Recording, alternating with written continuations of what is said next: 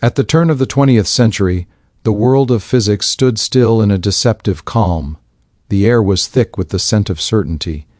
For over 2 centuries, Newton's laws had ruled the cosmos with unquestioned authority, describing everything from the motion of planets to the fall of an apple. Maxwell's equations had united electricity, magnetism, and light into a single magnificent theory. It seemed that the grand design of the universe had finally been decoded. Many believed there was little left for future generations to discover. Only refinements, only decimals to adjust. The machinery of nature appeared smooth, elegant, and absolute. Yet beneath that surface of confidence, cracks were forming, tiny anomalies, subtle inconsistencies that refused to be ignored. The seeds of a revolution were quietly germinating in the silence of laboratories and the restless minds of 2 men who would never see the universe the same way. Max Planck, a reserved and disciplined physicist in Berlin, embodied the spirit of the 19th century. He believed in order, in reason, in the mathematical harmony that governed nature. For him, physics was not just a profession, it was a moral pursuit, a quest to uncover the divine logic written into creation. He trusted that every mystery could be solved with persistence and intellect.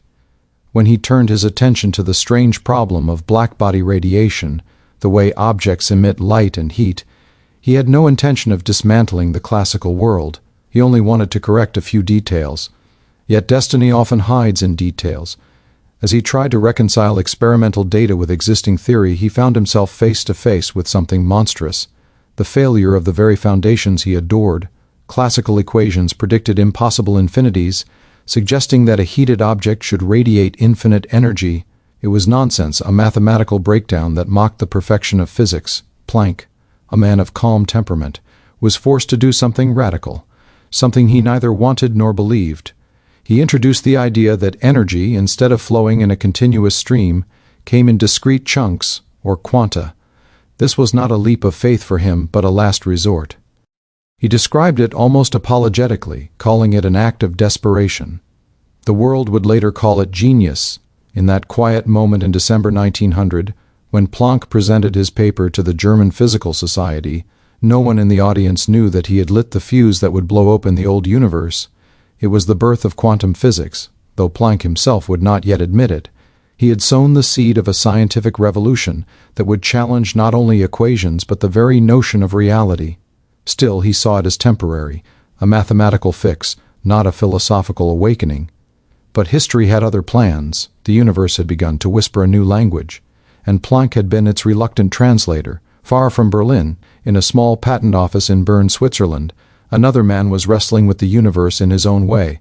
Albert Einstein was 26, a clerk buried under stacks of patent applications. To the world, he was nobody, an anonymous bureaucrat with a dream. But inside his mind, entire galaxies of thought were colliding. He questioned everything others took for granted. Time, light, motion, energy. Unlike Planck, Einstein did not believe the universe should conform to human expectations. He wanted to know what nature itself had to say. In 1905, while Planck's quantum idea lay half understood and half forgotten, Einstein resurrected it and gave it life. He proposed that light itself consisted of individual quanta, later called photons. It was a daring move that defied common sense. Light had always been treated as a wave, a continuous undulation in the electromagnetic field. But Einstein saw something deeper. He believed light could behave both as a wave and as a particle. With this, he explained the mysterious photoelectric effect, how light could knock electrons from metal surfaces, something that classical wave theory could never predict. What Planck had introduced as a mere mathematical trick, Einstein treated as a reality of nature. The contrast between them was striking. Planck, the cautious conservative, had opened a door he wished to close. Einstein, the bold revolutionary, rushed through it with delight. Yet their minds were bound by an invisible thread, a mutual pursuit of truth, a reverence for the laws that shaped existence. Both men, in their own ways, sought order within chaos, meaning within mystery. But their paths diverged in spirit. Planck represented the old world, a man rooted in tradition, guided by duty, reluctant to abandon the certainties of classical physics. Einstein embodied the new age, a visionary unafraid to challenge every law, every authority, every boundary of thought. The birth of quantum physics was not a single moment of discovery, but a collision between these two temperaments: restraint and rebellion, caution and courage. As the century unfolded, the echo of that collision spread through every corridor of science. The relationship between Planck and Einstein became one of respect tinged with tension. Planck admired Einstein's brilliance, even championed his early work, but he could not follow him into the wilderness of radical ideas. Einstein admired Planck's integrity and discipline, yet he found his mentor's caution stifling. Together they represented the dual heartbeat of scientific progress, the struggle between faith in reason and surrender to mystery. Their differences were not merely personal, they symbolized a turning point in human thought. For centuries, science had sought to describe the universe as a great machine, predictable, continuous, and governed by cause and effect. Planck's Quanta and Einstein's photons shattered that illusion. Suddenly, the universe appeared discontinuous, unpredictable, and strange. The comfortable world of smooth curves and steady motion gave way to a jagged landscape of probabilities and paradoxes. To understand how profound this shift was, one must imagine the intellectual atmosphere of the late 19th century. Physicists believed they were approaching the end of discovery. The great British scientist Lord Kelvin had famously remarked that only two small clouds darkened the horizon of physics: the unexplained results of the Michelson-Morley experiment and the mystery of blackbody radiation. Those two small clouds would explode into storms that forever changed reality. One would lead Einstein to relativity, the other would lead Planck to quantum theory. The irony is that neither man set out to start a revolution. Each was driven by curiosity, by a quiet desire to understand. But when their ideas met, Planck's quantized energy and Einstein's quantized light, the universe as humanity knew it was reborn.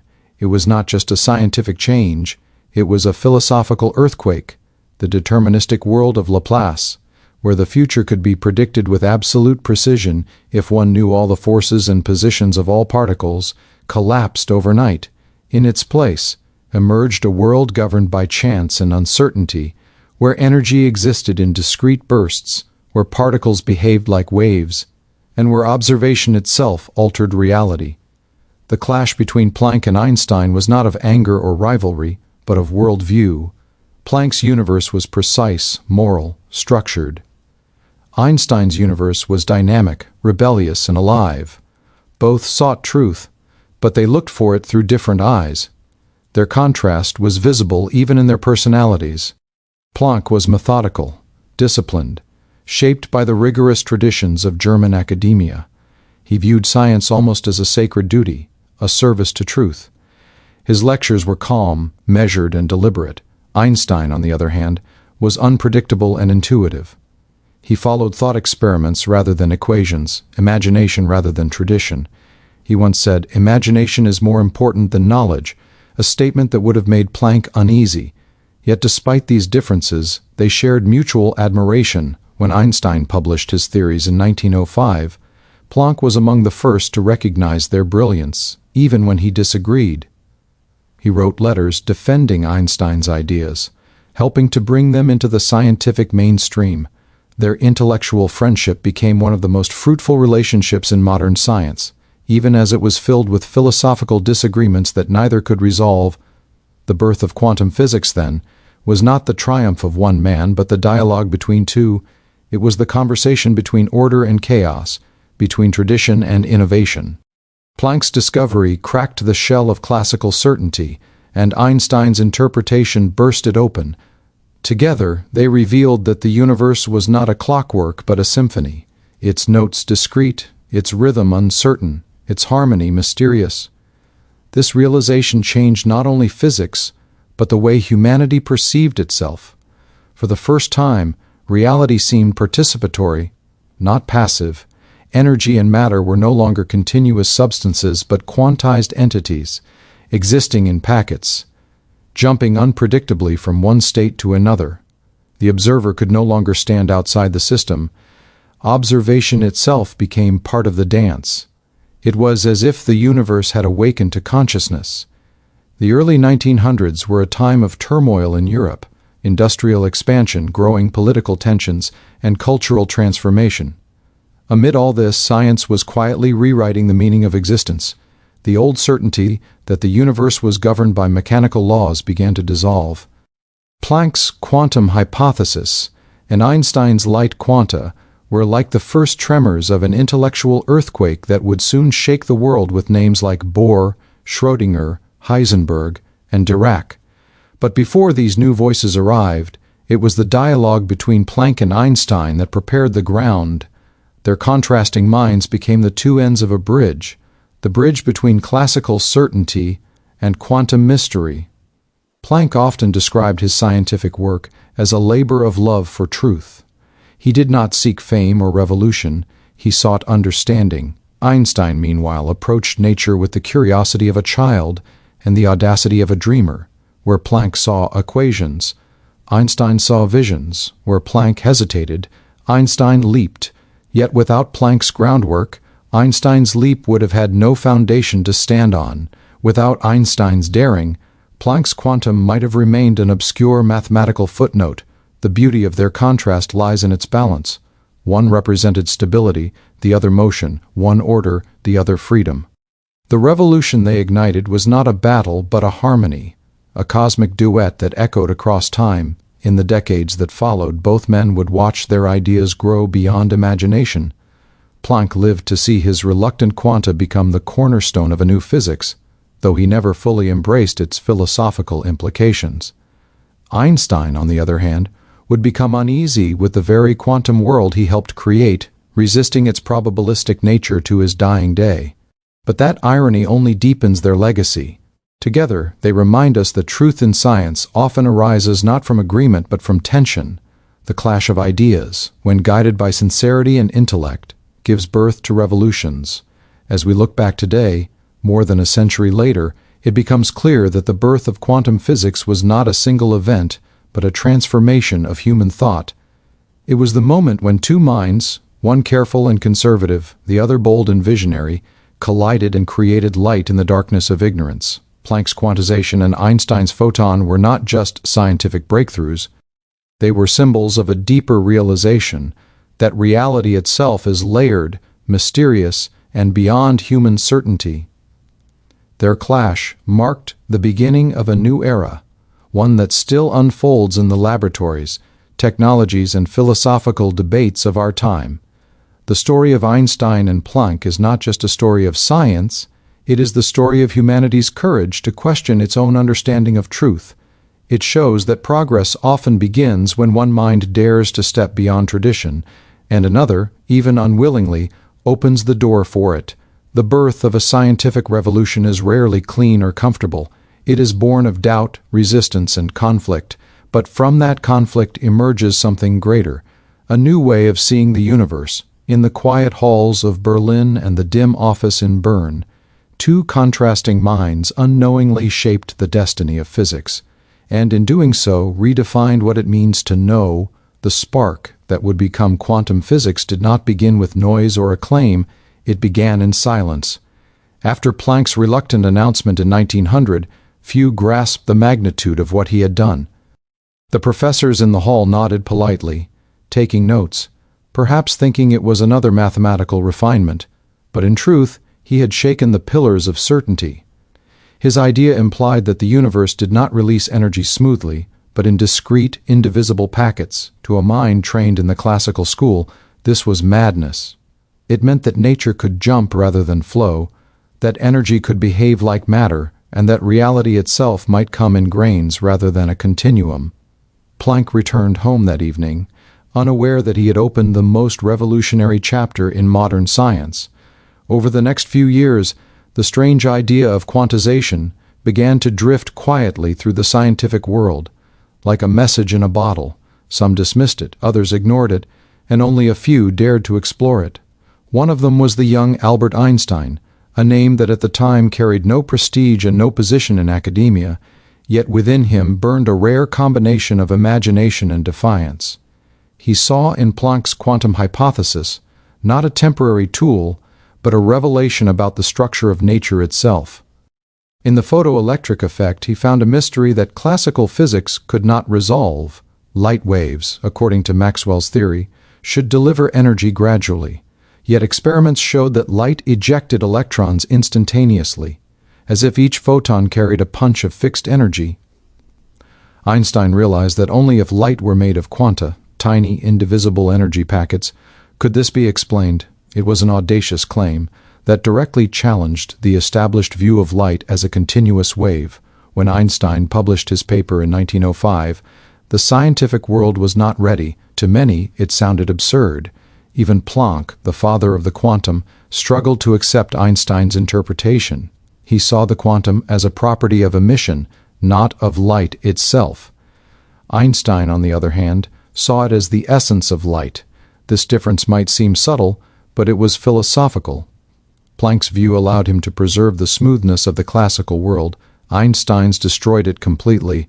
The clash was not about numbers, but about reality. Planck wanted order. Einstein sought truth, even if it broke everything known. In the years that followed, their correspondence grew into one of the most fascinating dialogues in science. Planck, already a professor in Berlin, invited Einstein to lecture, recognizing his brilliance despite their differences. He was among the first to recommend Einstein for an academic post, a gesture of rare generosity. Yet beneath the politeness of letters and meetings lay a quiet tension. Planck admired Einstein's courage, but feared his recklessness. Einstein respected Planck's wisdom, but refused to share his caution. Their debates mirrored a larger struggle within the scientific community, a struggle between two ways of thinking about the universe. Was nature a grand, predictable clockwork, or was it a realm of discrete, unpredictable events?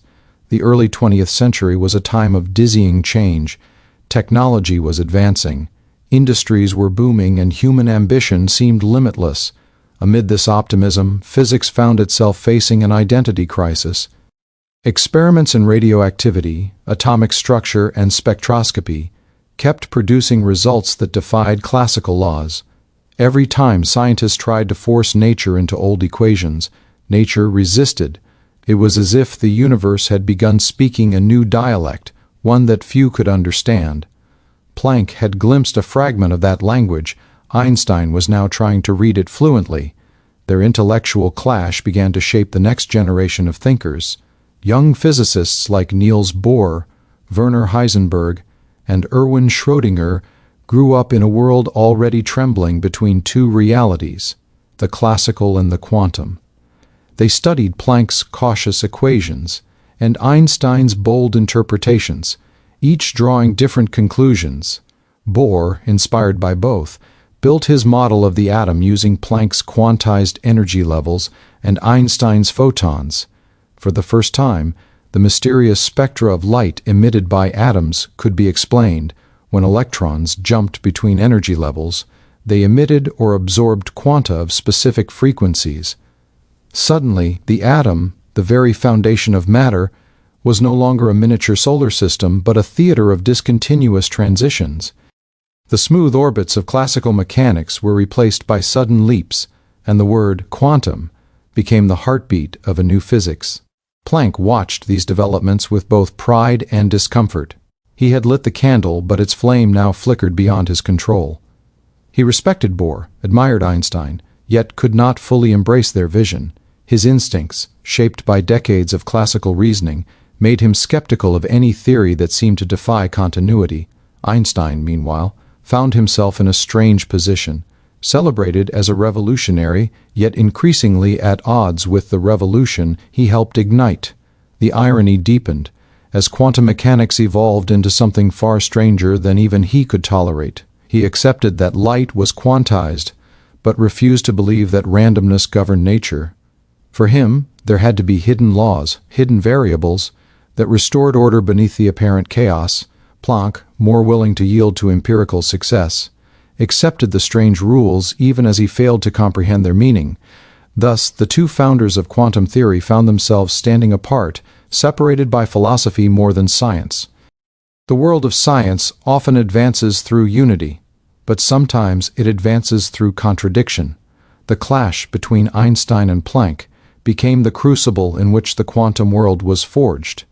Their differences forced other minds to find bridges where none seemed to exist. Einstein's insistence on clarity and realism compelled quantum physicists to strengthen their logic. Planck's insistence on mathematical rigor ensured that speculation never overtook evidence. Each played a vital role. Without Einstein's provocations, quantum theory might have remained a dusty curiosity. Without Planck's discipline, it might have dissolved into chaos. Their opposing temperaments became two forces of nature, one disruptive, one stabilizing, together propelling humanity into a new understanding of reality. By the 1920s, quantum mechanics had become a full-fledged theory, elegant and terrifying in equal measure. Heisenberg's uncertainty principle declared that one could never simultaneously know both the position and momentum of a particle with absolute precision. Schrödinger's wave equation described a universe where particles were not things but probabilities, existing everywhere and nowhere until observed. Bohr's principle of complementarity taught that light could be both wave and particle, depending on how you looked at it. These ideas would have been unthinkable without the foundations laid by Planck and Einstein, and yet both men felt alienated by what their intellectual children had built. Planck, nearing the end of his life, accepted the theory's power but confessed that it defied his sense of logic. Einstein, more defiant, refused to accept that God played dice with the universe. Their disagreement had become eternal, a philosophical fault line that still runs through the heart of physics today. Their story is also a human story. Behind the equations were two men of flesh and spirit, both shaped by personal tragedy and moral conviction. Planck lost two of his children during World War I, and another to execution for involvement in a plot against Hitler. His life was marked by grief, yet he carried himself with quiet dignity, believing that truth was sacred even in a broken world. Einstein, meanwhile, became a global icon, a scientist-philosopher who spoke for peace, reason, and freedom. But fame never dulled his unease with quantum theory.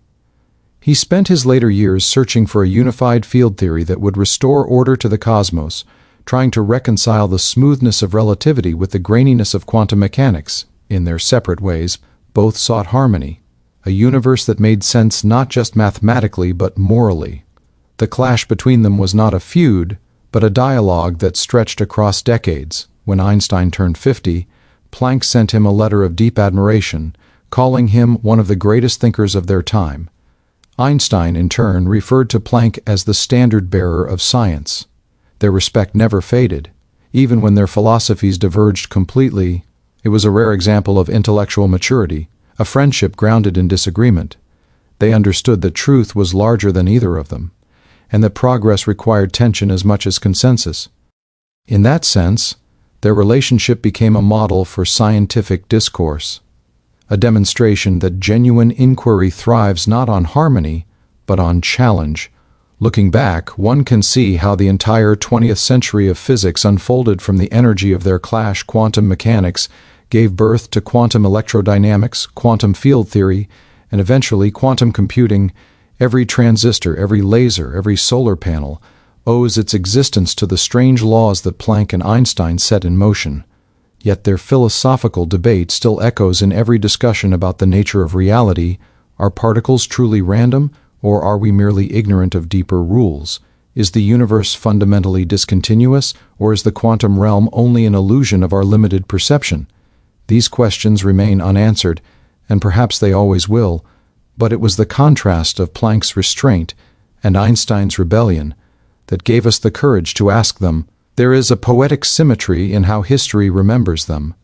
Planck, the man who tried to save classical physics, ended up destroying it. Einstein, the man who shattered old ideas, spent his later years defending the continuity they had lost. Together they represent the duality of progress, the creator and the skeptic, the dreamer and the realist. Science needs both. The universe advances not through certainty, but through the friction of opposites. Just as particles vibrate between states, knowledge itself oscillates between doubt and discovery. The story of Planck and Einstein is the story of that oscillation, the heartbeat of modern thought. Imagine a candle burning in a dark room.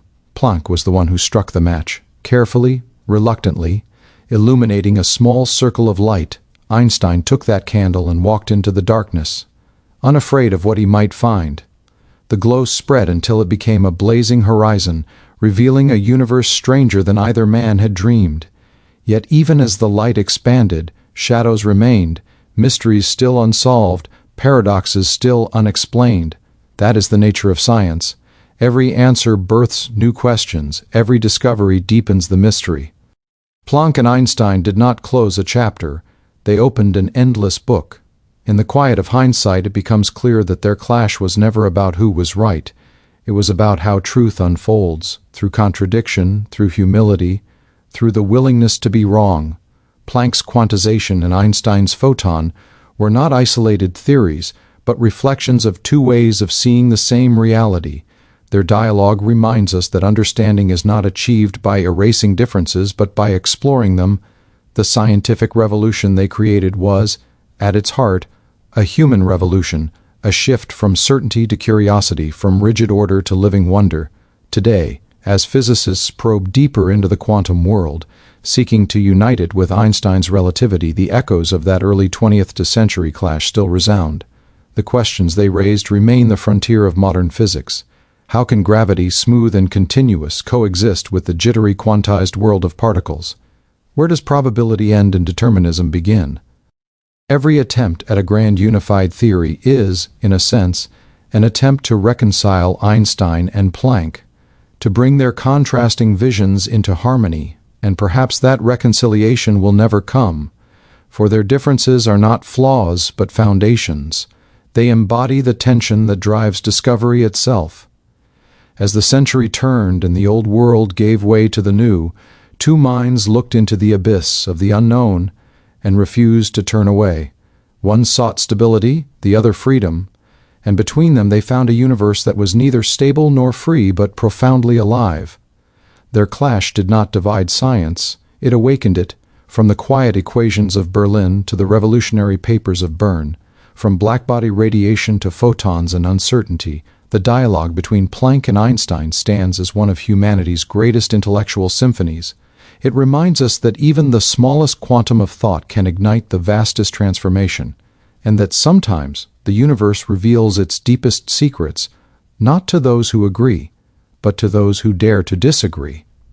By the closing years of the 19th century, the world of physics was a monument to human certainty.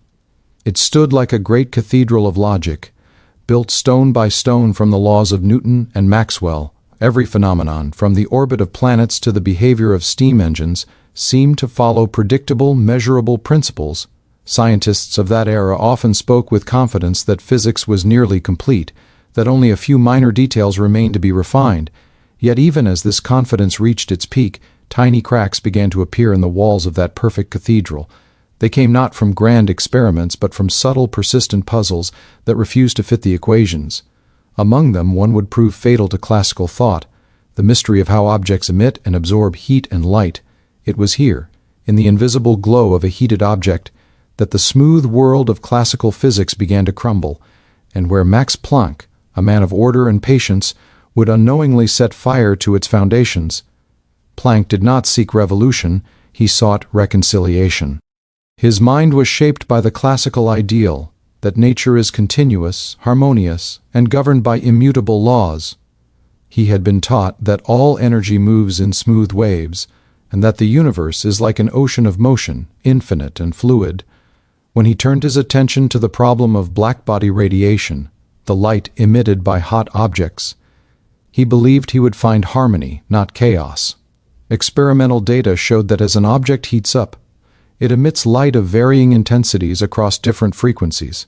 Classical physics, using the known laws of electromagnetism and thermodynamics, tried to predict this distribution, but the predictions went horribly wrong. At low frequencies, they matched perfectly. At high frequencies, however, they exploded into nonsense, suggesting that a hot object would release infinite energy in the ultraviolet range. This impossible result became known as the ultraviolet catastrophe. It was a name that captured both the mathematical absurdity and the growing sense of unease among physicists. Planck, deeply committed to logic, could not ignore the data. He trusted experiments more than philosophy. Night after night, he sat at his desk in Berlin, reworking equations, adjusting assumptions, searching for a way to tame infinity. He knew something was wrong, not with nature but with the human understanding of it. His breakthrough came when he dared to abandon the continuous picture of energy. In a moment of reluctant genius, he proposed that energy could only be exchanged in discrete packets, each proportional to the frequency of the radiation. He introduced a constant, now known as Planck's constant, to describe this relationship, equal to h equal toph. To modern eyes, this equation seems simple, almost innocent. But in its simplicity lay the death of an old world. The implications were staggering. If energy came in discrete packets, then the smoothness of classical mechanics was an illusion. The universe was not a continuous river but a staircase, each step representing a quantum jump. Between steps there was emptiness, no in-between, no gradual transition. Nature, it seemed, did not flow but flickered. Planck's mind, however, resisted the philosophical weight of his own idea. He considered it a mere mathematical trick, a temporary measure to match theory with experiment. He could not yet believe that energy itself was quantized. The idea was too radical, too unnatural. And yet it worked. The infinite energy problem vanished. The experimental curve matched perfectly. For the first time, theory and observation danced in perfect harmony, at a price that no one, not even Planck, fully understood. The year was 1900, and in the quiet hall of the German Physical Society, Planck presented his findings. Few realized that they were witnessing the birth of a new era. The old guard saw it as a minor correction, a technical refinement. Planck himself, ever humble, did not proclaim it a revolution. He called it an act of desperation, but history would remember it as the spark that ignited the quantum age. With one equation, Planck had shattered the marble floor of classical physics, revealing the strange quantum realm beneath. To understand why this was so devastating, one must recall what classical physics represented. It was more than a body of equations, it was a world view. It said that the universe was predictable, continuous, and deterministic. If one knew the position and velocity of every particle, one could, in principle, predict the entire future and reconstruct the entire past. Energy flowed smoothly, matter was solid and divisible, and time moved like a perfect clock. Planck's discovery violated all these assumptions. It implied that there were limits to division, that energy itself had a smallest possible unit. It introduced discreteness into a world built on continuity, uncertainty into a world built on precision. The gods of determinism trembled. At first, few dared to interpret the result literally. Planck himself avoided it, insisting that the quantization was only a property of emission and absorption, not of energy itself. But the door was open, and it could not be closed. In the following years, the consequences began to unfold like a chain reaction. If energy was quantized, what else might be? Could light, too, exist in discrete packets? Could matter itself? These questions, unthinkable before 1900, began to haunt the brightest minds in Europe.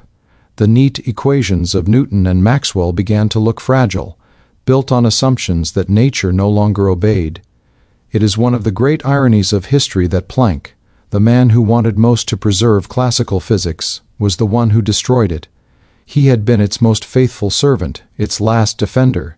Yet by seeking to repair it, he uncovered the very flaw that made it crumble.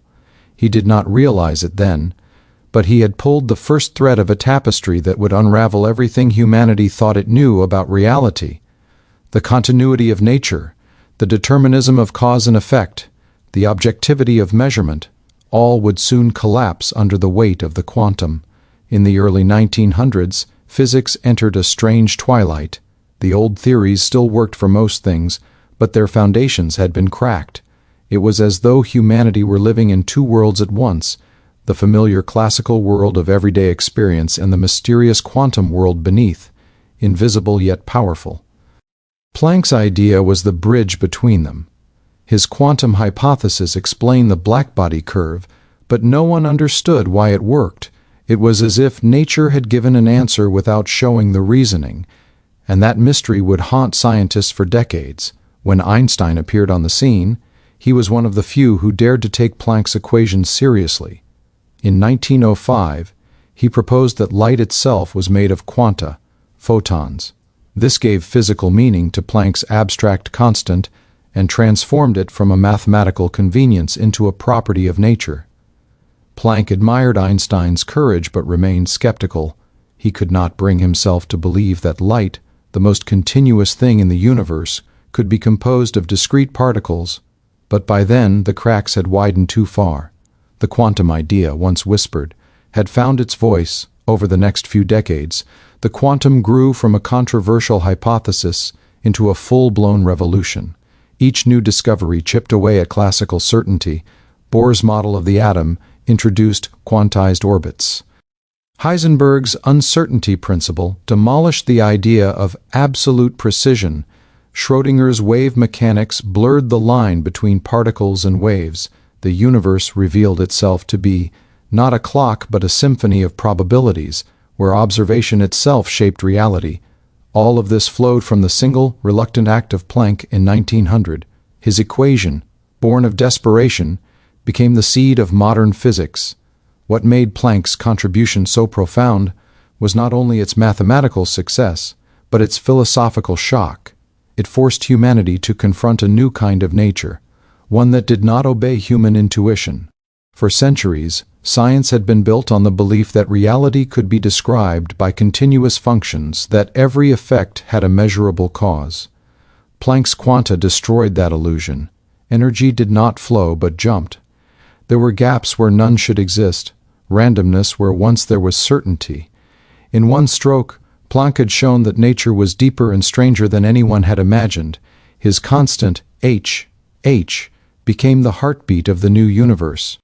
It determined the scale at which quantum effects appeared, the boundary between the macroscopic world of classical physics and the microscopic realm of the quantum. Whenever physicists probed beyond that boundary, the old rules failed. Electrons did not orbit like planets, they flickered like shadows. Light did not spread smoothly, it arrived in bursts. Time itself seemed to lose its continuity. It was as though Planck's constant had drawn a veil across the universe, marking the limit of certainty. Planck himself struggled with the implications until the end of his life. He saw the success of his idea but never fully accepted its meaning. To him, nature was still continuous, still governed by reason, yet he could not deny the evidence. He once wrote, "A new scientific truth does not triumph by convincing its opponents, but because its opponents eventually die." He knew that his quantum theory would outlive him, even if he could not embrace it completely, and indeed, it did. The next generation took his reluctant equation and built from it an entirely new picture of reality. Looking back, one can see how fragile the edifice of classical physics had been all along. It had relied on assumptions of continuity and determinism that worked beautifully at human scales but collapsed at atomic scales. Planck's quantum hypothesis revealed the hidden structure beneath, the pixelated texture of existence. It was as if the universe were composed not of smooth fabric but of threads, each vibrating in discrete notes, and in this discrete symphony lay the secrets of creation itself. Every atom, every photon, every heartbeat of light followed the rhythm of Planck's constant. The impact of his discovery reached far beyond physics. It changed philosophy, technology, and even human self-understanding. It taught us that certainty is an illusion, and that knowledge has limits. It gave birth to technologies that would define the modern world. Semiconductors, lasers, nuclear power, quantum computers, all rooted in the same constant that once seemed abstract. But perhaps its greatest gift was humility. It reminded humanity that even the most established truths can crumble under the weight of a single observation. That nature does not bend to our expectations but reveals itself in its own mysterious language. Planck's quantum idea did not merely modify physics, it demolished its foundations and rebuilt them on new ground. It marked the end of the mechanical universe and the beginning of the probabilistic one. It transformed light from a wave into a duality, matter from solidity into vibration, and energy from continuity into quanta. The old certainty of cause and effect gave way to a world of chances and jumps.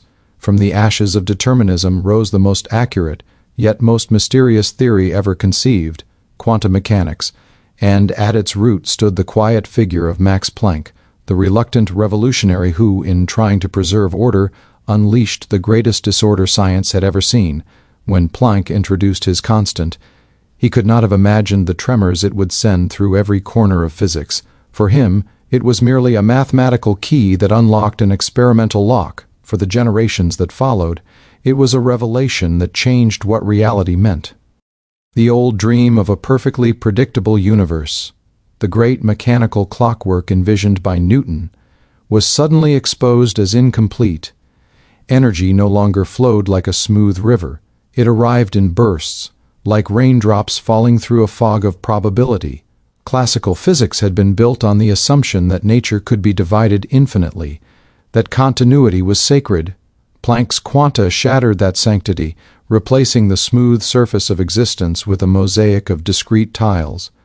The first shock was intellectual. Scientists had to accept that their most cherished equations, elegant and seemingly eternal, worked only within limits. The formulas of electromagnetism, mechanics, and thermodynamics were no longer universal truths. They were approximations, useful shadows cast by a deeper hidden reality. The second shock was philosophical. The quantum forced humanity to confront a universe that was not wholly knowable. In the classical world, if you measured everything precisely, the future was determined. In the quantum world, even perfect knowledge could not predict the next event with certainty. There was a gap, an irreducible mystery, at the heart of existence. For a generation raised on reason, this was blasphemy. Yet the evidence kept mounting. Every experiment that probed energy on smaller scales confirmed Planck's rule. The spectral lines of hydrogen, the photoelectric effect, the specific heats of solids, all obeyed quantization. It was as if nature itself whispered the same number, H, again and again, through different languages of light and matter. Slowly, reluctantly, the scientific world began to realize that Planck's idea was not an anomaly, but the foundation of a new order. To appreciate the devastation this caused, imagine the intellectual pride of the 19th century. Physicists believed they were on the verge of total understanding. They could describe planetary motion, magnetism, heat, and sound with precision. They had discovered the laws of thermodynamics and could predict how engines would work. The triumph was intoxicating. Lord Kelvin famously declared that physics was complete except for two small clouds. One of those clouds was blackbody radiation. Planck's quantum hypothesis, devised to dissolve that cloud, turned out to be a thunderstorm that destroyed the entire landscape. What replaced the old world was not a simple new law, but a new way of thinking. In classical physics, energy and matter were continuous, and cause led to effect through an unbroken chain. In quantum physics, events seemed to occur by jumps. The electron did not glide from one orbit to another. It leapt. Light did not stream endlessly. It arrived in packets. Even time and space began to lose their classical clarity. The universe looked less like a machine and more like a conversation between probability and observation. Planck himself could scarcely follow the consequences of his discovery. He was a man of the 19th century, and the new century terrified him. He accepted that his formula worked, but struggled to believe what it implied. He once told his students that science advances not by convincing its opponents, but because new generations grow up familiar with the new ideas. He knew that the torch had passed beyond him. It was Einstein who took that torch and carried it into the unknown. By insisting that Planck's quantization was real, Einstein gave it physical meaning. He showed that light behaved like a stream of particles in some experiments and like a wave in others. This duality would become the defining paradox of quantum theory. Later, de Broglie extended the idea further, proposing that matter itself had a wave nature. Suddenly, everything, light, electrons, even atoms, seemed to oscillate between two existences, particle and wave. Planck's small constant was the bridge between them. The young physicists who came after, Bohr, Heisenberg, Schrödinger, took Planck's equation and built a new edifice upon its ruins. In Bohr's model, electrons orbited the nucleus in discrete energy levels. They could not exist in between.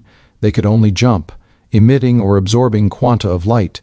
It was an audacious simplification that explained the spectral fingerprints of atoms with exquisite accuracy. For the first time, color itself, The red of hydrogen, the green of mercury, the blue of neon, was understood as music played on the quantum scale of Planck's constant. But even Bohr's model soon broke apart under scrutiny. The deeper physicists looked, the stranger the quantum world became. Heisenberg's matrices replaced orbits with probabilities. Schrödinger's waves replaced particles with patterns of possibility. Dirac's equations united quantum theory with relativity, predicting the existence of antimatter. Each step took the world further from the continuous vision of Newton and closer to a universe of flickering uncertainty. At every stage, Planck's constant stood as the silent heartbeat of the new physics. It set the size of the quantum, the scale at which the familiar world dissolved into strangeness.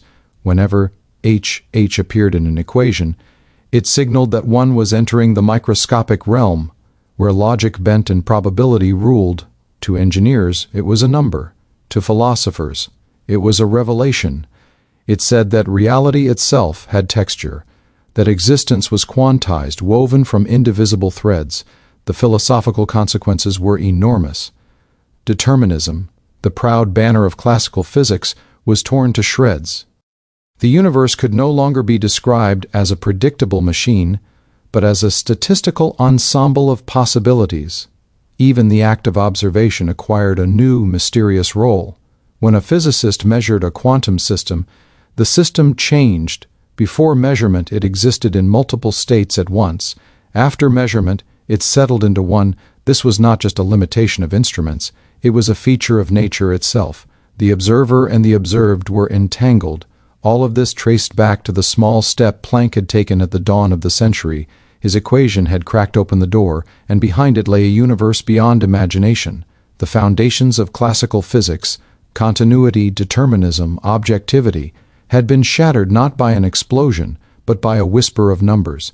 The irony is that Planck never sought to overthrow the old order. He wanted only to repair it. But revolutions often begin with the cautious acts of conservative men. By the 1930s, the quantum had conquered every field it touched. It explained why atoms did not collapse, why metals conducted electricity, why the sun shone, why matter itself was stable. The periodic table, once an empirical arrangement, became a logical consequence of quantum rules. Chemistry, once descriptive, became predictive. Entire industries, electronics, nuclear energy, optics, grew from the quantum soil that Planck had tilled. And yet the philosophical discomfort remained. How could something so strange, so indeterminate, produce results so precise? How could randomness give rise to order? Einstein never accepted the full implications. To him, the quantum world was incomplete, a statistical shadow hiding deeper laws. He argued tirelessly that there must be hidden variables that restored determinism. God does not play dice with the universe, he declared. Planck, more pragmatic, replied that perhaps it was not for humans to tell God how to run creation. Their dialogue continued, respectful and unending, embodying the tension between the old certainty and the new mystery. While physicists debated, the practical world began to change. Quantum mechanics became the foundation of the modern age. The transistor, the laser, the microchip, the atomic clock, all were children of Planck's idea.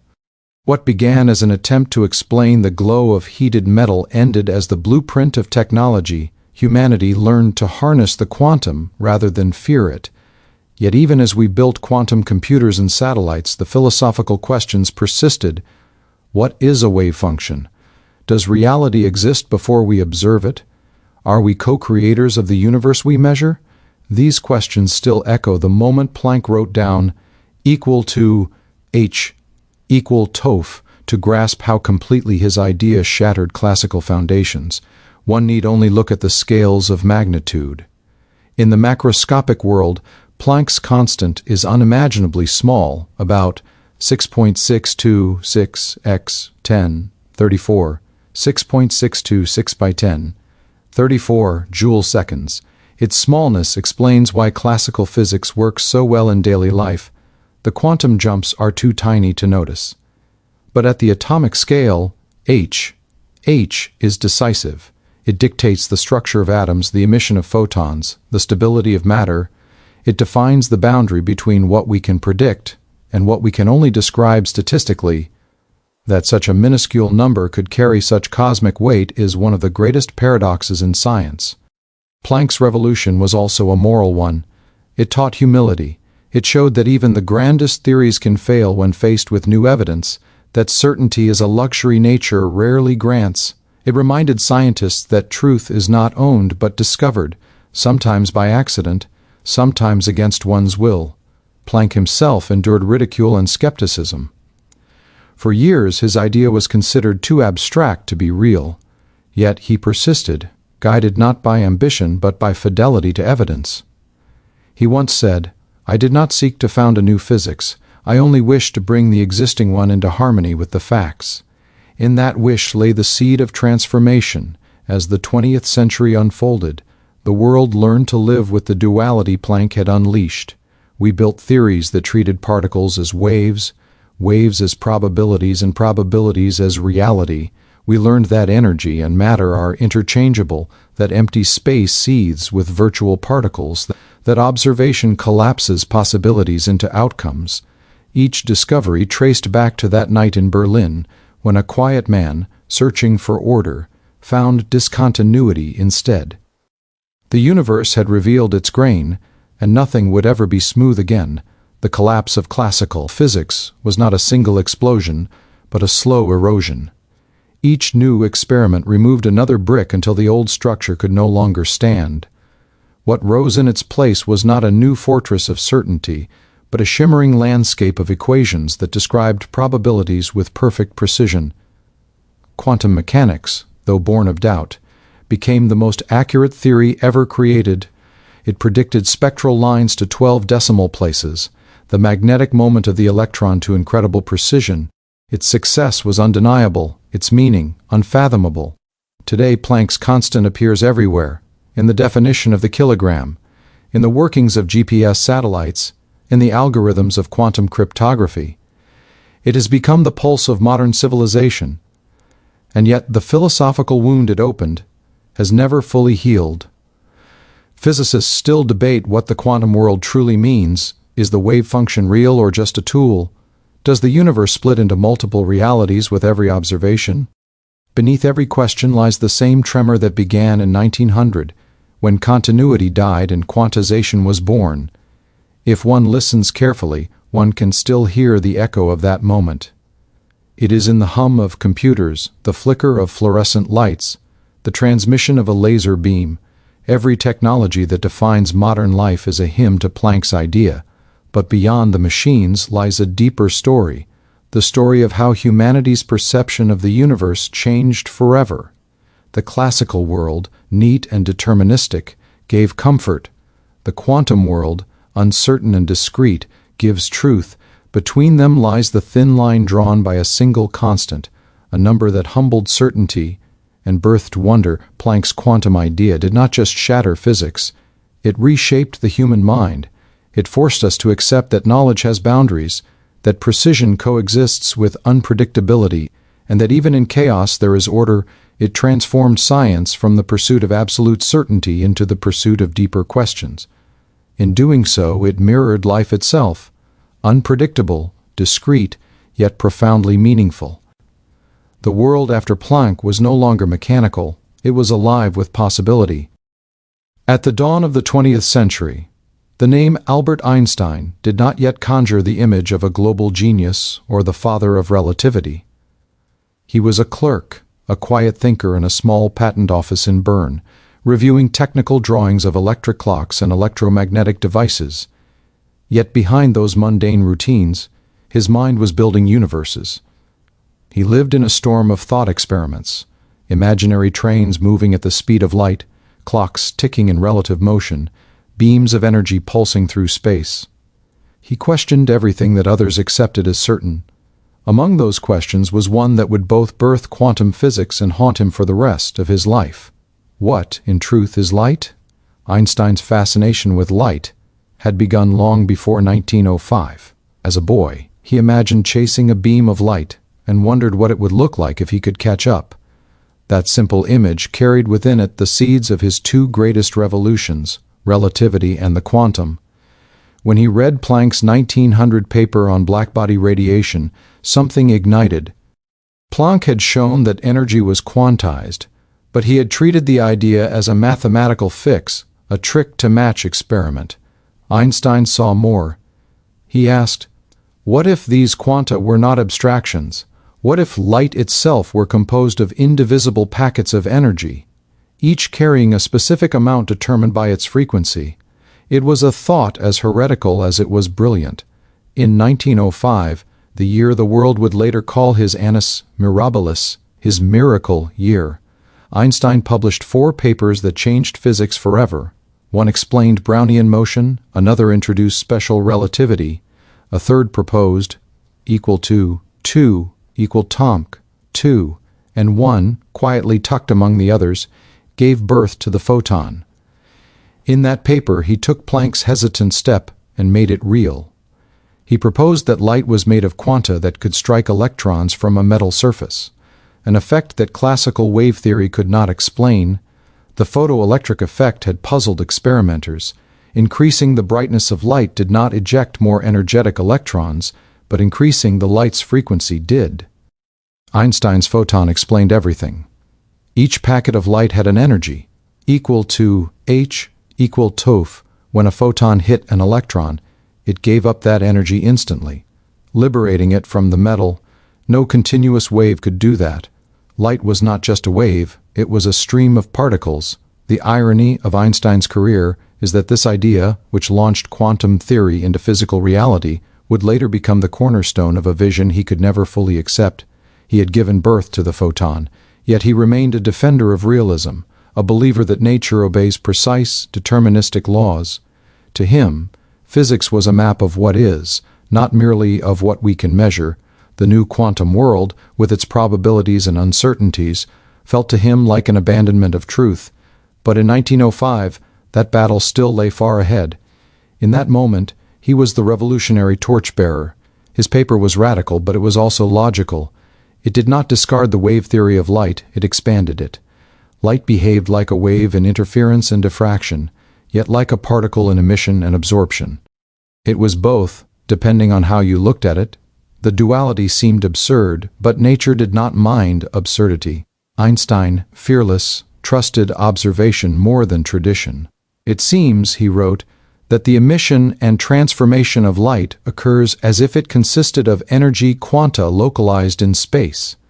Those words quietly destroyed the continuous field of Maxwell and opened a door into a world of discontinuity. The scientific community did not welcome the idea. Even Planck, whose own equation Einstein had extended, refused to believe that light itself was quantized. The leading physicists of the time thought Einstein had gone too far. To them, the wave theory of light was sacred, supported by a century of experiments. But Einstein was unmoved. He had seen the data. He trusted logic. Truth to him was not a matter of consensus but of coherence. Years later, when the Nobel Committee finally recognized his genius, it was not for relativity, but for this controversial paper on the photoelectric effect, the idea that had scandalized the establishment. The deeper paradox of Einstein's life begins here. He was the father of the photon, the man who turned Planck's abstract quanta into physical reality, yet he would become the most vocal critic of the quantum worldview that followed. He wanted clarity, not mystery. His early work had shown how simplicity and beauty could reveal the hidden order of nature. Relativity had unified space and time under a single principle. He longed for the same harmony in every theory, but the quantum refused to be tamed. It introduced probability, indeterminacy, and the unsettling idea that the observer could alter reality simply by looking. Einstein could not accept that. For him, the universe existed independently of measurement. The moon, he said, does not vanish when no one looks at it. In the 1910s and 1920s, as quantum theory evolved in the hands of Bohr, Heisenberg, and Schrödinger, Einstein found himself in a strange position, admired as a founder, but alienated as a skeptic. He attended the famous Solvay conferences, where the greatest minds of physics gathered to debate the new frontier. There, in smoky rooms filled with chalk dust and arguments, Einstein sparred with Bohr. Their exchanges became legend. Bohr defended the probabilistic nature of quantum mechanics. Einstein insisted that there must be hidden laws behind the apparent randomness. God does not play dice with the universe, he said. Bohr replied gently, Einstein, stop telling God what to do. Behind the humor lay a profound divide. Einstein's realism versus Bohr's indeterminism. Yet the paradox of Einstein's stance was more than philosophical, it was emotional. He had helped create the revolution that now disturbed him. He had introduced the photon, laid the groundwork for quantization, and inspired generations of physicists to explore the atomic world. But when their discoveries began to suggest that reality itself was uncertain, Einstein felt betrayed, not by them, but by nature. He believed that science should reveal the underlying order of things, not replace it with probability. To him, the idea that events could occur without definite causes was intolerable. The God he spoke of was not religious but mathematical, the divine order of reason. He could not accept a universe ruled by chance.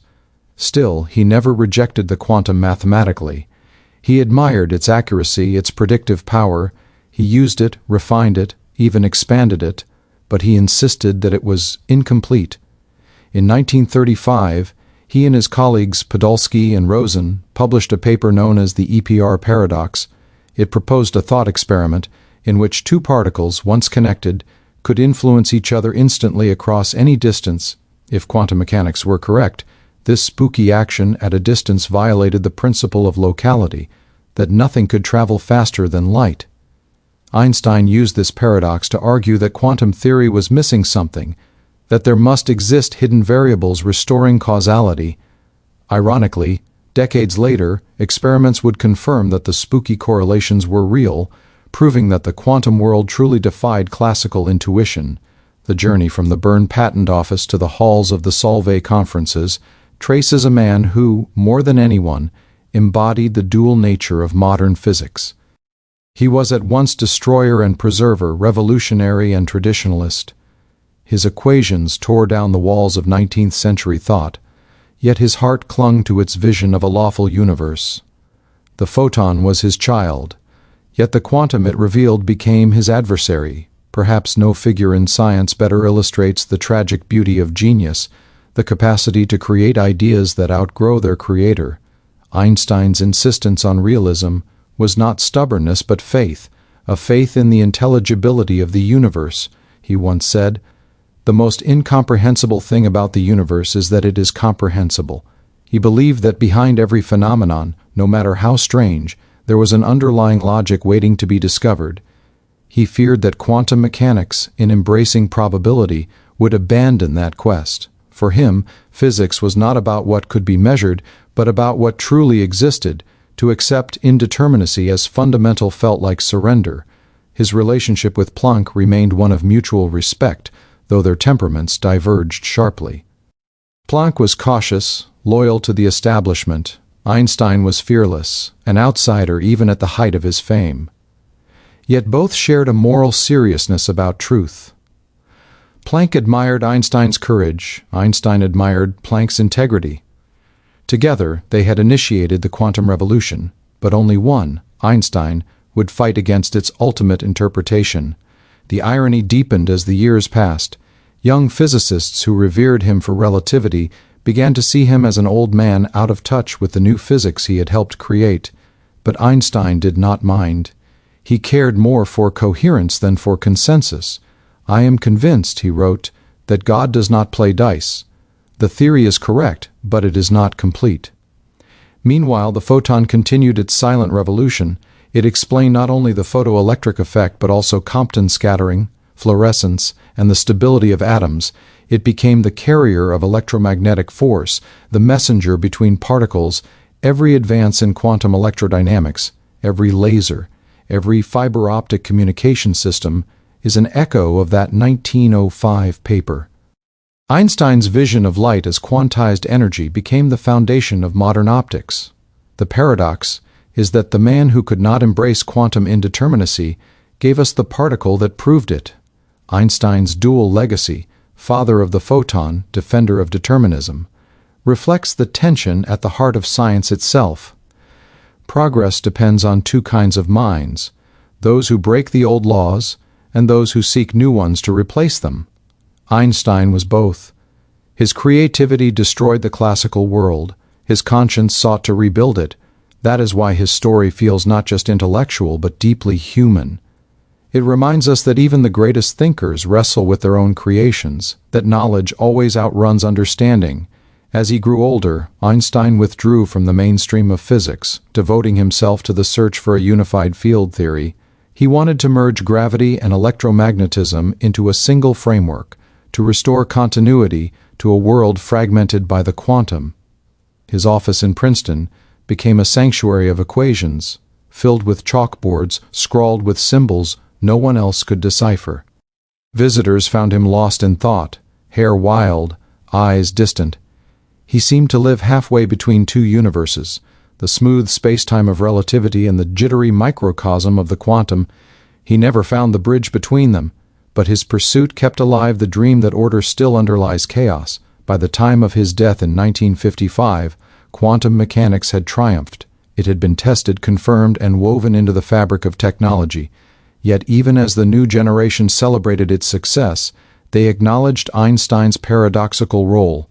Without his courage to treat the quantum as real, the revolution might never have begun. Without his refusal to accept its philosophical implications, the search for deeper understanding might have ended prematurely. In his opposition, he preserved the humility of science, the reminder that every theory, no matter how successful, is incomplete. More than a century later, the debate he began still burns. Quantum entanglement, once his spooky objection, is now the basis of quantum computing and communication. Experiments continue to confirm that the universe behaves in ways he could not accept. And yet, his spirit remains present in every attempt to unify quantum mechanics and relativity, in every quest for a deeper law beneath the probabilities. Einstein's paradox is not a flaw. It is the engine of discovery. He taught physics to doubt even its own triumphs. The photon he imagined in 1905 still travels the universe, carrying information from distant stars, powering the solar cells on spacecraft, illuminating laboratories where physicists chase the boundary between certainty and chance. Each photon is a messenger from that paradoxical mind, a particle born from reason yet living in uncertainty. The man who gave it existence spent his life searching for the order it seemed to defy. In that contradiction lies the poetry of Einstein's legacy. He revealed a universe filled with light, yet spent his life chasing the shadow of truth it cast. The paradox of Einstein's relationship with quantum physics deepened as the decades unfolded. The world embraced the strange new mechanics that he himself had helped bring into existence, but Einstein felt an unease growing in his soul. He had set in motion a revolution that refused to follow his moral compass.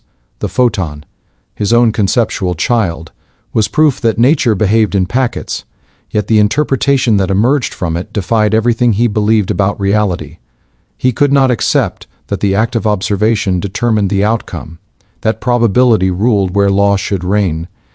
He had once written that the purpose of science was to make the chaotic complexity of the world into a logical unity. But the quantum was not unity. It was fragmentation masquerading as order. It worked perfectly, astonishingly, but it explained nothing about why. For Einstein that was intolerable. The public, of course, saw a very different Einstein. They saw the symbol, the smiling, unkempt genius who had redefined time, space, and gravity. Newspapers called him the new Newton. Photographs captured his hair in wild disarray, his eyes alight with humor and wisdom.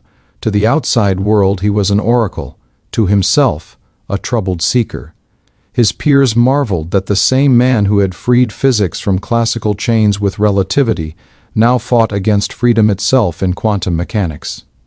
But Einstein's resistance was not nostalgia. It was conscience. He did not want a universe that depended on the observer's whim. He wanted an independent reality, a cosmos that existed whether anyone watched or not. He often said that physics should describe the real state of things, not just the outcomes of measurements. He was not angry at quantum theory. He was disappointed in it, like a father whose child had grown brilliant but unrecognizable. The years between the two world wars were the golden age of quantum mechanics. Bohr, Heisenberg, Schrödinger, Dirac, and Pauli built a new language of waves and matrices, a mathematical machinery that explained every atomic mystery. In Copenhagen, Bohr's institute became the epicenter of the new science. There, young physicists spoke of uncertainty, not as a flaw, but as a fundamental principle. They said that nature itself was indeterminate, that particles did not have definite properties until observed. To them, Einstein's insistence on hidden order was a relic of a bygone era, yet they owed that very indeterminacy to his work. Without Einstein's photon, there would have been no quantum mechanics. Einstein watched the rise of this new generation with both admiration and sorrow. He respected their brilliance, but he feared their philosophy. He saw in their acceptance of chance a retreat from the ultimate goal of science, to understand, not merely to calculate. At the 1927 Solvay conference in Brussels, the intellectual battlefield reached its peak. Around a long table sat the giants: Planck, Bohr, Einstein, Schrödinger, de Broglie, Lorentz, Curie. The air was thick with argument. Einstein, calm but relentless, raised objection after objection to the probabilistic interpretation. Each time, Bohr countered with logic and experiment. In one famous exchange, Einstein devised a thought experiment meant to show that uncertainty could be defeated. Bohr responded by using Einstein's own theory of relativity to defend the uncertainty principle. The room burst into laughter and applause. Bohr had bested Einstein with Einstein's own weapon, yet though he lost the debate, Einstein never surrendered his conviction. The Copenhagen school had won the day, but history would remember that Einstein forced them to clarify every weakness in their reasoning. Behind the scenes, Einstein's discontent was philosophical rather than technical. He did not deny the success of quantum mechanics, he simply refused to believe it was the final word. He often compared it to a map that describes only the coastlines of a vast continent. "It is a marvelous theory," he said, "but it tells us nothing about the heart of the land." The quantum to him was an incomplete story. It predicted everything and explained nothing. He envisioned a deeper theory, one that would reconcile the probabilistic behavior of particles with the smooth geometry of relativity. He spent decades chasing that vision, a unified field theory that would restore continuity to a fractured cosmos. He never found it, but his pursuit gave physics its conscience, the belief that deeper laws must still exist. The paradox grew sharper in the 1930s, when Einstein published the EPR paper with Podolsky and Rosen. The paper argued that if quantum mechanics were complete, it would imply the existence of instantaneous connections between distant particles, what he called spooky action at a distance. He meant it as a reductio ad absurdum, proof that the theory must be missing something. But instead of disproving the quantum, the paradox became its most fascinating feature. Later generations would confirm that entanglement was real, that particles separated by light years could still behave as one. The very idea Einstein found impossible became the cornerstone of modern quantum information science. The man who denied non-locality had accidentally predicted it. His critique became prophecy. Even as the quantum world moved beyond him, Einstein continued to illuminate its path. His letters to Bohr, Born, and Schrödinger read like dialogues between philosophy and mathematics, between intuition and probability. He wrote with gentleness, rarely dismissive, always probing. He sought not victory but clarity. When Niels Bohr defended complementarity, the notion that wave and particle descriptions were mutually exclusive yet both necessary, Einstein acknowledged its elegance but found it unsatisfying. "It is too much like magic," he said. He wanted reality to be one, not dual. Bohr replied that nature did not owe consistency to human reason. Their debate was never resolved. Perhaps it never could be. It represented the eternal tension between what the universe is and what we can know of it. By the time Einstein settled in Princeton in the 1930s, the world outside physics was collapsing into chaos. Germany had fallen to the Nazis, and many of his friends and colleagues fled Europe. Einstein became a refugee, a pacifist turned reluctant activist. The same man who had revealed the energy hidden within matter now watched that knowledge weaponized in atomic bombs.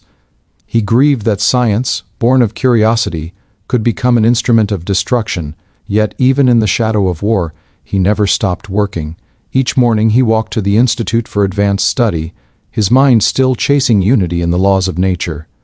On his desk lay pages filled with symbols, sketches of curved space intertwined with electromagnetic fields. He wanted to bring the photon, the quantum child, and the geometry of relativity into a single equation, but the two refused to meet. As the decades passed, the quantum realm proved more powerful and more mysterious than anyone had imagined. Experiments confirmed that photons interfered with themselves, that particles behaved like waves until observed, that randomness was built into the fabric of reality. Einstein, in his final years, accepted the facts, but not their meaning. The theory is right, he told his friend Michel Besseau, but it is not the whole truth. He continued to insist that there must be hidden variables, undiscovered factors that would restore causality. The irony is that his own EPR paradox would inspire generations to look for them.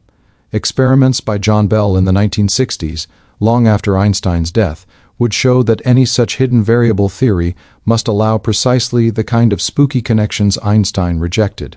The dice, it seemed, were real after all. And yet, in a deeper sense, Einstein's resistance was fruitful. By refusing to accept quantum randomness, he kept the spirit of inquiry alive. He forced later physicists to test, refine, and challenge the quantum framework until it became the most rigorously verified theory in history. His skepticism became the mirror in which the quantum proved itself. In science, even denial can be creative if it is rooted in truth-seeking. Einstein's paradoxical stance, creator and critic, became a model of intellectual integrity. The story of the photon itself is the perfect metaphor for him. Light, in Einstein's universe, was both particle and wave, both localized and extended. It carried energy in discrete quanta, yet spread through space as a wave of possibility. It defied the boundaries that reason imposed. Einstein, too, existed between states, between the classical and the quantum, between certainty and wonder. He was not at rest in any one theory. He oscillated like the very light he studied. His life was a superposition of roles: rebel and guardian, dreamer and skeptic, father and doubter. In the late 1940s and early 1950s, as younger physicists turned toward nuclear and particle research, Einstein's work seemed isolated.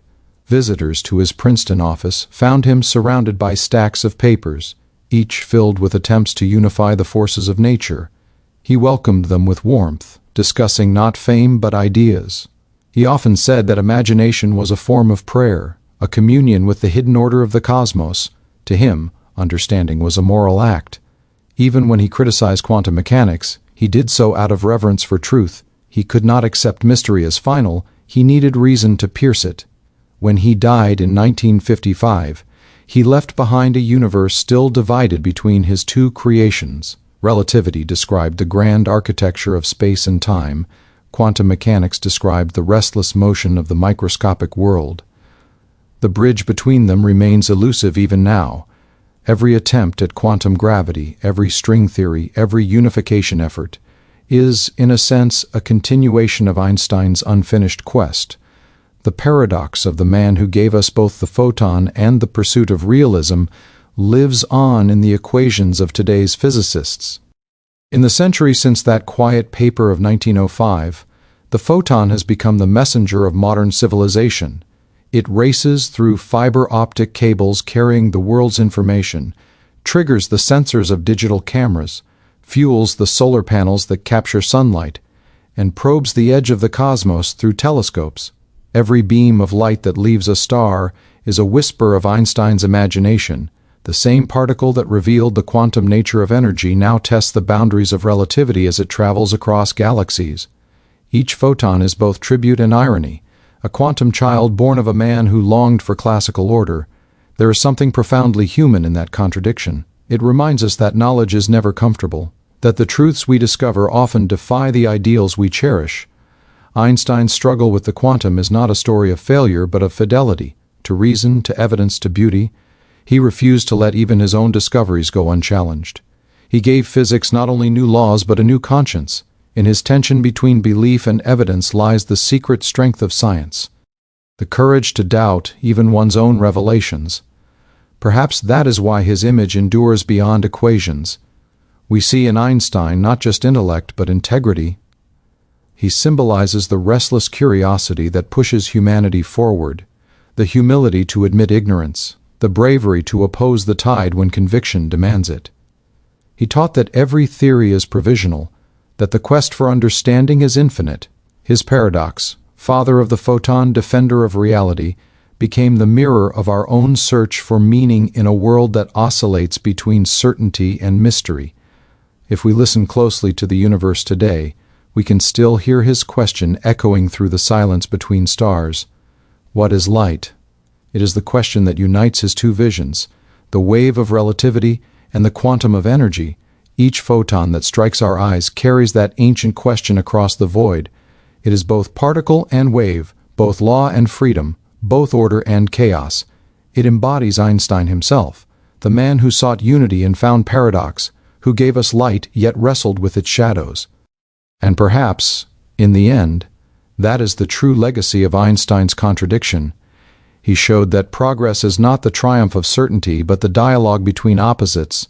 The universe advances not because we agree, but because we question. He gave us the courage to live with paradox, to accept that reality can be both mysterious and comprehensible. In every flash of light, in every quantum leap, his spirit survives, a reminder that truth is not a destination, but a journey illuminated by curiosity. At the heart of the quantum revolution lies a tension that has never been fully resolved, a philosophical chasm that runs through the very fabric of physics. The divide between determinism and probability. It is not merely a disagreement about equations, it is a conflict about the nature of reality itself. For centuries, science had been guided by the belief that the universe was governed by exact laws, that every cause had a precise effect, and that if one knew the position and velocity of every particle, one could, in principle, predict the entire future. This idea, known as determinism, was the cornerstone of classical physics. Newton's equations of motion, Maxwell's electromagnetic fields, and the mechanics of Laplace's great intellect all painted a universe that behaved like a perfect machine. God, in that view, was a master watchmaker, and nature was his clock. But when the quantum dawn arrived, this serene vision shattered.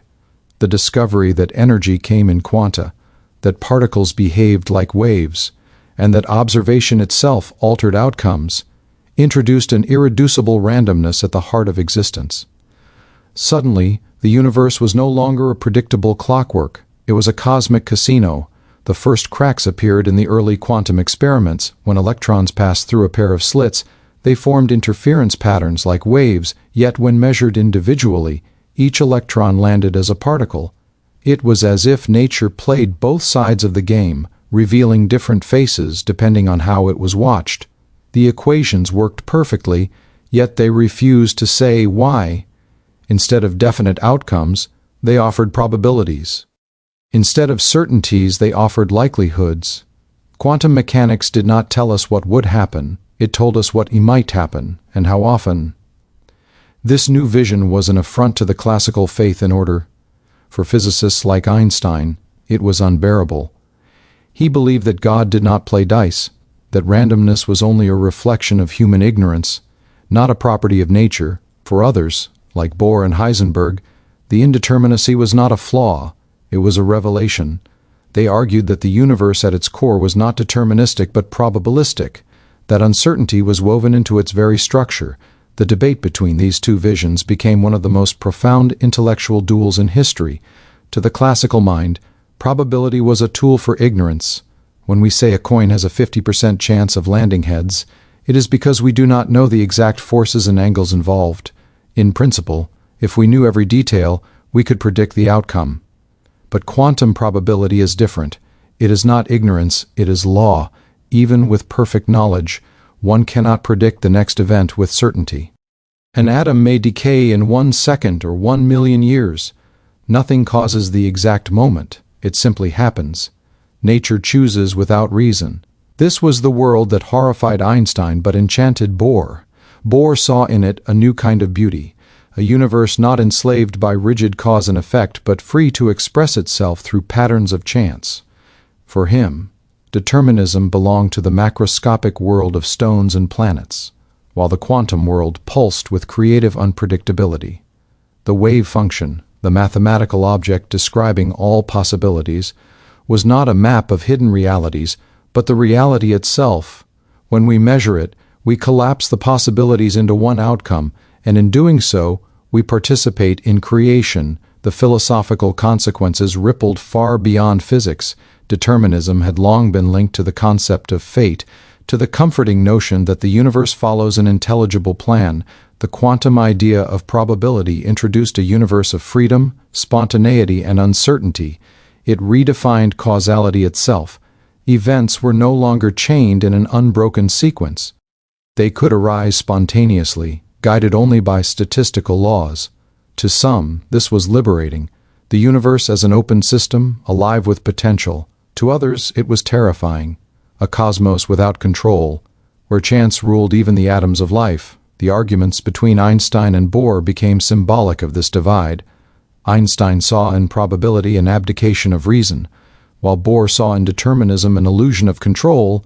Their debates were not merely scientific but existential, asking whether reality was fixed or fluid, knowable or forever elusive. As the 20th century unfolded, probability won. The experiments never lied. Every test of quantum mechanics confirmed its predictions with uncanny accuracy. The randomness was not a glitch, it was fundamental. And yet, the longing for determinism never vanished. Physicists continued to search for hidden variables, deeper layers of order beneath the chaos. None were found. Instead, the quantum world proved to be more connected and subtle than anyone imagined. Entangled particles behaved as one, even across galaxies, their probabilities intertwined. It was as though the universe, though probabilistic, still whispered with unity. Perhaps determinism had not died, it had merely changed form, hidden not in certainty but in patterns of chance. Today, this philosophical divide continues to shape the soul of science. Some see in quantum probability a universe of freedom, where creation is continual and unpredictable. Others still seek Einstein's dream of hidden order. Between them lies the truth that may never be fully known. The universe, it seems, is both determined and uncertain, both lawful and free.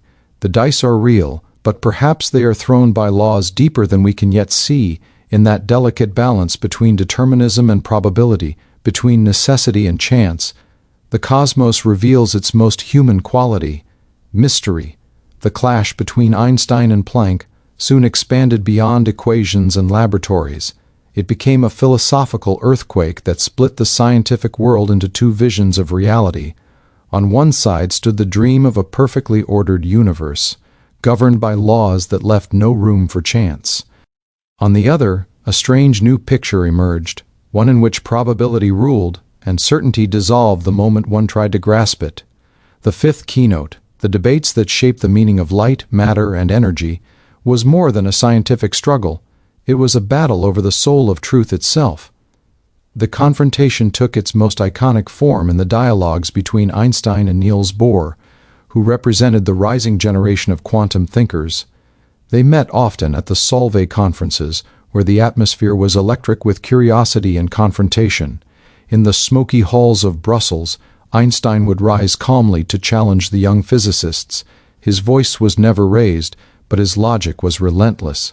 He constructed thought experiments to expose what he saw as absurdities in the new theory, particles that existed in two places at once, probabilities that replaced causes, and a universe that seemed to make decisions only when someone observed it. Bohr listened, pipe in hand, patient and confident. To him, the equations worked too perfectly to be wrong. If reality seemed strange, it was human intuition, not the universe, that needed correction. Each of Einstein's challenges forced Bohr to refine his interpretation, and each of Bohr's counter-arguments deepened Einstein's doubts. Their exchanges became the poetry of physics, a conversation that shaped the destiny of modern science. The question they wrestled with was simple yet profound. Does reality exist independently of observation, or is observation part of what creates it? When an electron passes through two slits, does it travel through both until it is measured, or does it choose a path all along? Einstein refused to believe that measurement could alter reality.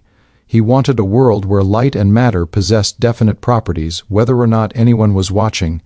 Bohr, however, believed that the act of measurement was inseparable from the phenomenon itself, that the tools we use to observe inevitably shape what we see. The observer and the observed, he argued, are entangled in a single act of existence. It was a radical idea that challenged not only physics, but the very foundations of philosophy. These debates transformed the understanding of light, matter, and energy. Light, once thought to be a smooth electromagnetic wave, had become a dual creature, both wave and particle. Matter, once considered solid, was now a fog of probabilities. Energy, once continuous, was a mosaic of discrete quanta. The familiar world of experience was revealed to be an illusion of scale. Beneath its solidity lay a restless sea of uncertainty. Einstein feared that this vision stripped science of its moral anchor, the conviction that the universe was rational and knowable. Bohr countered that the universe was still rational, but its logic was subtler than human minds had imagined. Nature was not chaotic, it was complementary, revealing different aspects depending on how it was questioned. The debates between these two men became the heartbeat of 20th century physics. Neither won, for both were right in their own way. Einstein's demand for realism preserved the dream of ultimate order, driving later generations to seek a unified theory that would reconcile the quantum with relativity. Bohr's embrace of probability opened the door to technologies and insights that reshaped the modern world. Transistors, lasers, nuclear power, and quantum computing. The meaning of light, matter, and energy became not a fixed truth but a dialogue between perspectives. In the end, their arguments revealed something deeper than either had intended, that the universe is not a puzzle to be solved once and for all, but a conversation between certainty and mystery. Every photon that flickers between wave and particle, every atom that dances between being and becoming, carries the echo of their voices. Einstein gave science its conscience, Bohr gave it its freedom. Between them, they taught humanity that knowledge is not the conquest of nature, but a partnership with it. The meaning of light, matter, and energy was never settled. It continues to unfold, moment by moment, as the universe reveals itself through the questions we dare to ask. The tension that inspired a generation of quantum pioneers unfolded in an era when physics was no longer merely a study of equations, but a battlefield of ideas. Out of the respectful clashes between Einstein, Planck, and Bohr arose a new generation of thinkers who dared to reimagine reality itself. The contradictions that unsettled their elders became the fuel that drove these young physicists to create something entirely new. What began as confusion transformed into creativity, and what looked like chaos became the birthplace of modern thought. It was a moment when science stopped merely describing nature and began questioning the meaning of existence. In the 1920s, the air in Europe was charged with both uncertainty and hope. The Great War had ended, empires had fallen, and the old world was being rebuilt from ashes. In universities from Göttingen to Copenhagen, a similar reconstruction was taking place, not of nations, but of knowledge. The young physicists of that era were not intimidated by contradiction, they were inspired by it. The paradoxes of Planck and Einstein, energy that was both continuous and discrete, light that was both wave and particle, were not seen as failures, but as clues to a deeper unity. They believed that if the universe spoke in riddles, it was their duty to learn the language. Werner Heisenberg, barely in his mid-20s, stood at the forefront of this new revolution. He was plagued by asthma and often retreated to remote islands to think in solitude.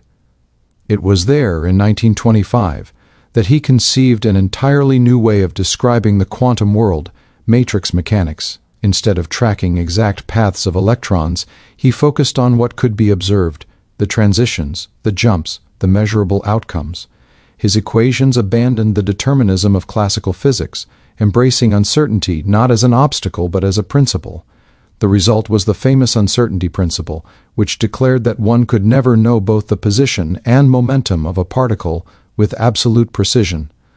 To the old guard, this sounded like surrender. To the new generation, it was liberation. It meant that nature was not bound by human expectations. It was free, alive, and unpredictable. At the same time, Erwin Schrödinger in Vienna approached the mystery from another direction. He was fascinated by the wave nature of matter. inspired by Louis de Broglie's idea that particles could behave as waves. In 1926, he wrote the equation that would bear his name, describing how these matter waves evolve in time. His theory was elegant, smooth, continuous, a return, in spirit, to the deterministic beauty that Einstein loved. But when the two formulations, Heisenberg's matrices and Schrödinger's waves, were shown to be mathematically equivalent, the meaning of that equivalence became the new frontier. How could two contradictory pictures describe the same reality? The answer lay in the heart of quantum theory, complementarity, the tension between determinism and probability, particle and wave, chaos and order, became the creative fire that lit the minds of the young pioneers. They argued, collaborated, and sometimes broke down under the weight of discovery. Niels Bohr's Institute in Copenhagen became their sanctuary. There, late-night discussions turned into philosophical explorations of what it meant to observe, to measure, to know. Every chalkboard became a battlefield, every calculation, a confrontation between reason and mystery. Yet there was no bitterness, only a shared excitement that they were standing at the edge of the unknown. The old world of certainty had collapsed, but in its ruins they found something more profound, possibility. This tension also gave birth to new philosophies of science.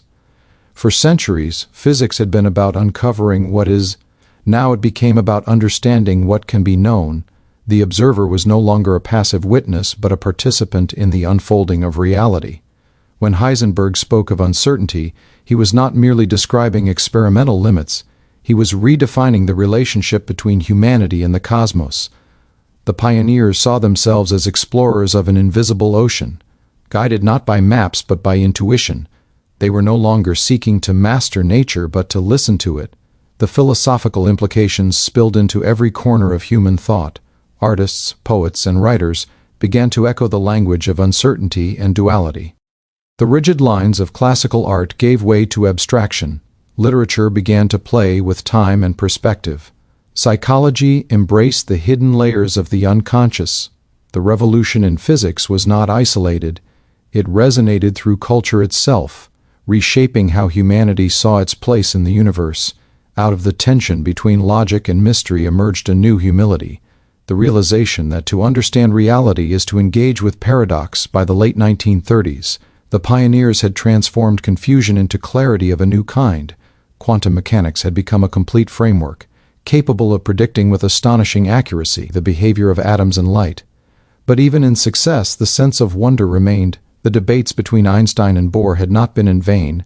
They had created a fertile ground for imagination. Their disagreements taught the new generation that truth is not born in comfort but in conflict. That questioning is as essential as discovery. The tension between determinism and probability did not divide science, it energized it. In that energy lay the spirit of the quantum age.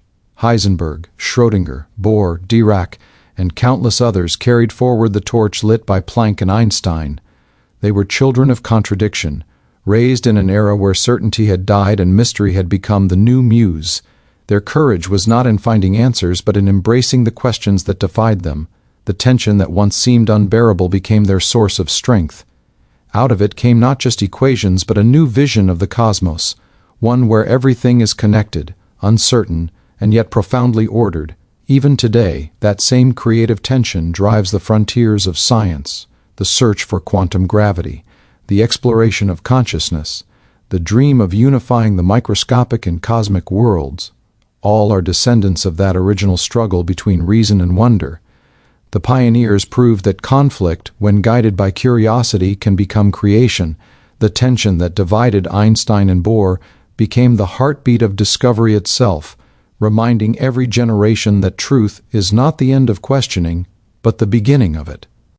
The legacy of their clash, and how it defined modern physics forever, marks the culmination of one of humanity's greatest intellectual dramas.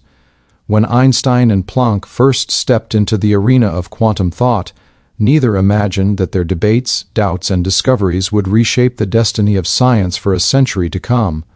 Their clash was not a war of egos, but a collision of worldviews, a sacred dialogue between two interpretations of reality.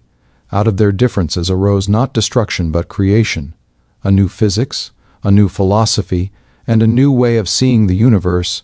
What began as an attempt to solve a technical problem about light and heat became a revolution that altered the course of human understanding. The legacy of that clash lives in every modern scientific equation, every laser beam, every microchip, every satellite orbiting Earth. The laws that govern today's technologies trace their ancestry to that fateful moment when Planck dared to suggest that energy came in quanta, and Einstein dared to believe that light itself was quantized. The two men, one cautious and the other bold, set in motion a transformation that would ripple through generations. From their ideas sprang the work of Bohr, Schrödinger, Heisenberg, Dirac, and Feynman. Each built upon the foundations they had laid, expanding the quantum vision into a complete and consistent theory. Quantum mechanics became the language through which humanity would come to describe the invisible world of atoms and particles, the foundation of chemistry, electronics, and nuclear energy. Yet the deeper legacy of their clash lies not only in technology but in thought. It forced humanity to reconsider what it means to know. Before the quantum revolution, physics sought certainty. After it, physics sought truth within uncertainty. Planck's discovery revealed that the universe is not continuous, but granular, built from packets of energy so small that they form the rhythm of existence. Einstein's struggle showed that beneath this mystery must lie a rational order, even if it is hidden from view. Together they taught that science must live between humility and faith, the humility to accept the limits of knowledge and the faith that reason can still illuminate the darkness.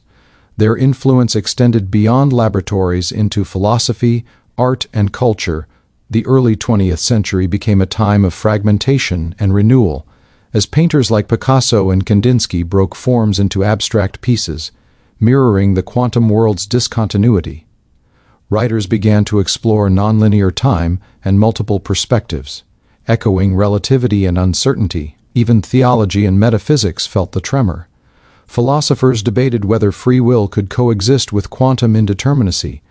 The clash between determinism and probability became a metaphor for the modern human condition. Freedom within constraint, choice within pattern, meaning within mystery. Einstein and Planck had not only changed science, they had changed the way humanity thought about itself.